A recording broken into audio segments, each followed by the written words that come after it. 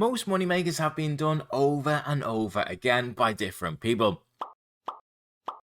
So this series, I'm going to try and find hidden moneymakers that very few people even know about. In fact, if I fail and you know more than 2 of them, it's this button here. But if I succeed...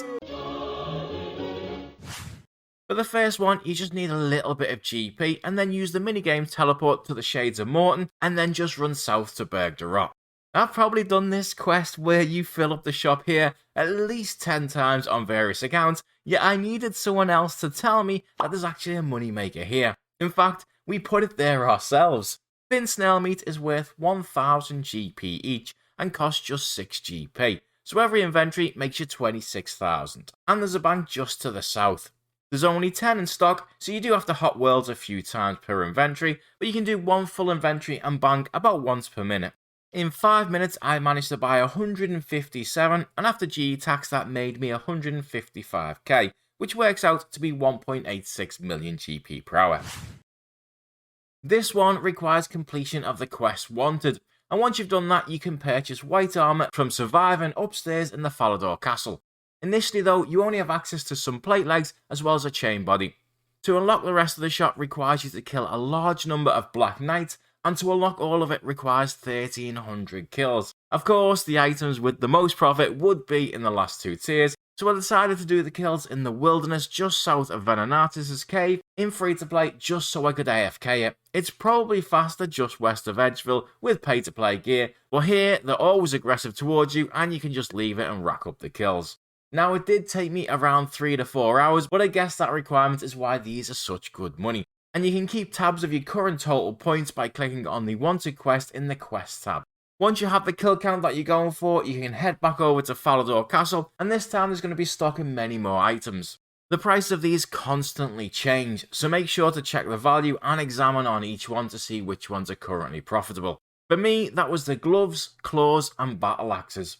I used a ring of dueling to bank at Castle Wars and just Falador teletabs to save some inventory space, or you could use the rune pouch if you wanted, and I decided on a 100,000 GP budget just to see how long that would last, and it took me 6 minutes and 24 seconds to spend all of that apart from 6k, and just price checking this shows a profit of 302,000 GP in those 6 minutes, making it 2.8 mil per hour, but I picked those because they were trending for a lot higher in the GE currently. However, actually selling them for that price is a completely different matter.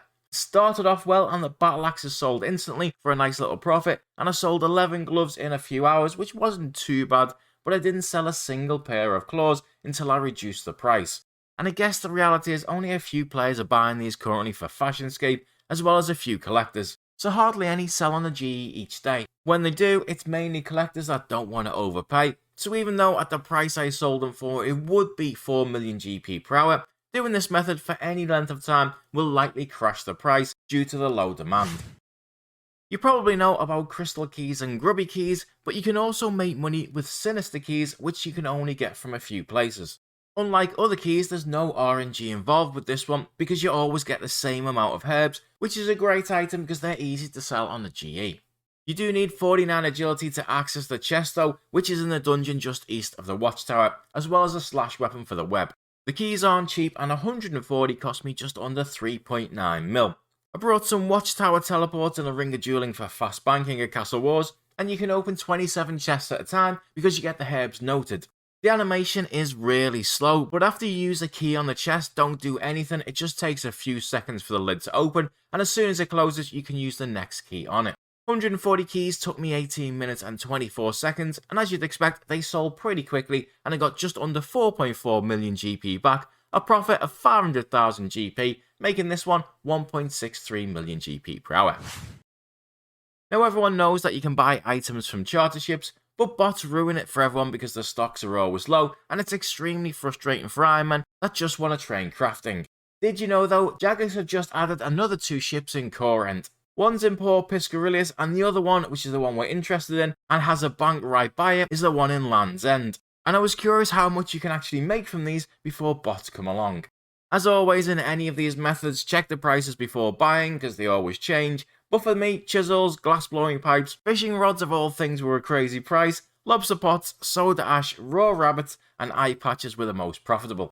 I used the menu entry swapper plugin on RuneLite to buy stock faster using the shift click option, and deposited at the safety deposit box as it's just a little bit closer than the bank. In just under 5 minutes I spent less than 8,000 GP, and after I sold everything I made 92,000 GP profit.